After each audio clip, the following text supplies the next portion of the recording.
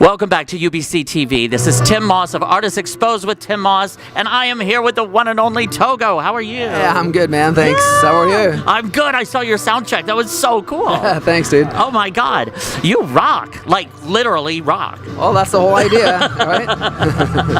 Well, let's find out a little bit about Toggo. Now, you are originally from Norway. Right. Land of the Vikings. Yes. What was that like growing up? I mean, I'm sure you don't have anything to compare it to, but like growing up in Norway, what was the life like, or what was the experience? I mean, it was awesome. It was a cool place to grow up in. But the second I came to Hollywood, I was like, all right, I'm trading in my Norway for a U.S. Yeah. Well, now, did you grow up in like a liberal family, liberal-minded family, or conservative, or I mean, because you've obviously you're out there. I love that.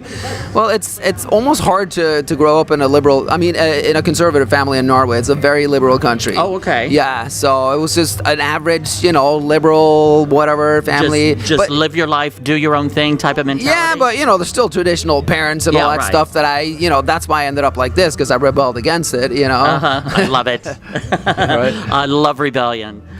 So now, and then you came to Hollywood. You went to Hollywood here in the U.S. and you were building a career. I mean, it was really moving along for you, right? Yeah, no, it was going really good. I had a band, and we had significant momentum. And then something crazy happened, and I sort of disappeared from the planet for about 8 months, just gone. My friends put up wanted posters and all kinds of stuff. Wow! Oh my God! Yeah, no, it was crazy, and it was. And now, didn't you write a book about that experience? I'm still writing the book. You're still writing it? Yeah. Because I haven't. The ending will write itself. The ending is about 6 months to a year down the line. Yes, which I'm working on now. But it's all good because it sucked going through it, and it involved, brainwashing and all kinds of. I mean, like really insane stuff. Was it like cult type of thing? Or? No, it wasn't like that. It was a scam. It was a big scam that I didn't know was a scam, but it was so brilliantly done. Wow. Yeah. Oh my God. Yeah. So something people should keep an eye out or, beware of. Yeah. Yeah, no, I'm the most cynical motherfucker on the planet after that happened. Like, you can't pull anything on me. But that is so frightening, though, that, I mean, you never know what's lurking around the corner like that. My God. Yeah. No, you really got to go with your gut. I didn't.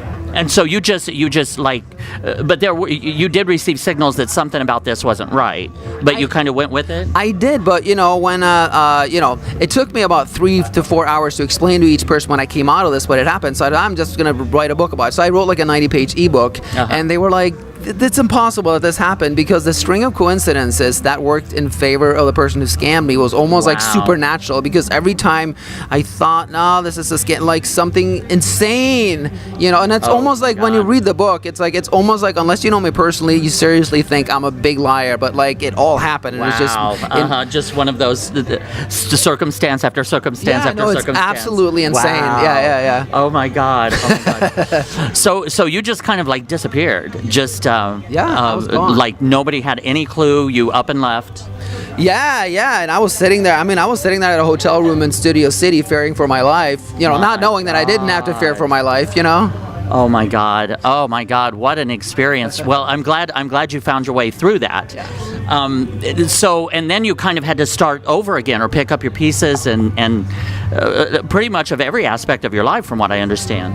Yeah. Then I sort of resurfaced in Minnesota. I found myself, unbeknownst to me, a single dad. To a little baby that I didn't know had been created. So after this experience, you emerged to find out that you're a father. Yeah. Oh my God. Yeah, and then, but I was lucky. I had some people in Minnesota who hooked me up on this night. But I was pissed. My whole life had been like completely ruined. I lost everything, and so I decided. I decided because of this, I'm gonna make every single dream I've ever had come true. And so I love that. For the next like 6 years, I worked my ass off. I started a company. It became successful. It went viral. And what I've been doing the last 6 months is I'm putting, because I don't give a shit about money, and so now it's all getting poured in my musical career. Because until the day I rule the planet, I won't be happy. So yes, good.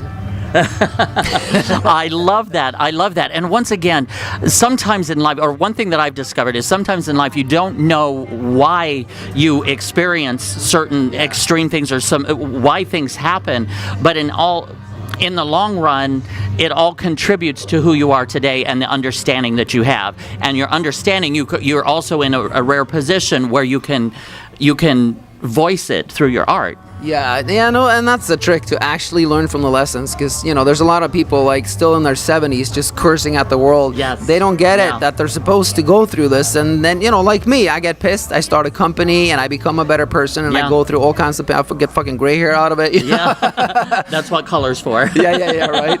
No, but I'm really glad it happened now, because Yeah. I became someone who I never thought I could become. Absolutely, So- absolutely. You come out the other side Right. stronger and wiser. Right. Maybe in a few scars to show for it, but still.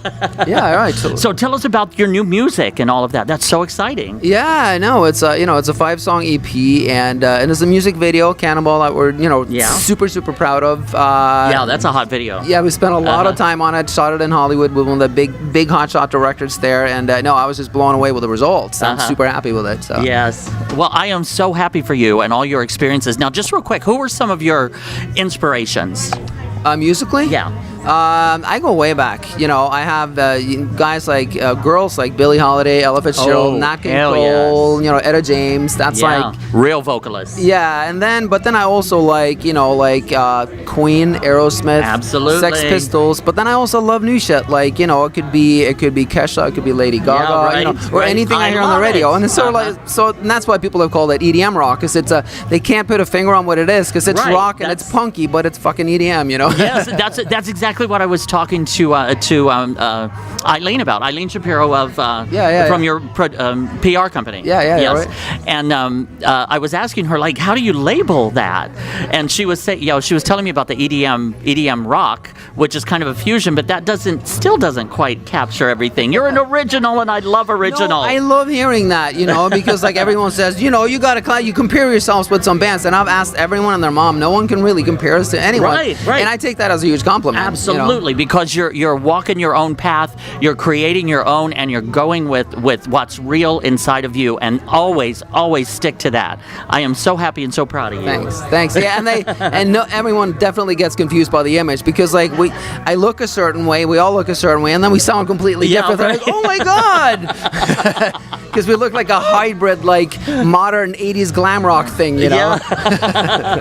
But yes, and I love real and with substance, and that's what you've got, and you just keep at it. I am so happy and so proud of you, just for coming through into the light out of all of the darkness that you've been through in the past. And again, it's all paying off. So I just wish you the best, and just continue following your heart and doing what brings you joy, because that's what you're supposed to do in this life. Oh, thanks, man. That means a lot.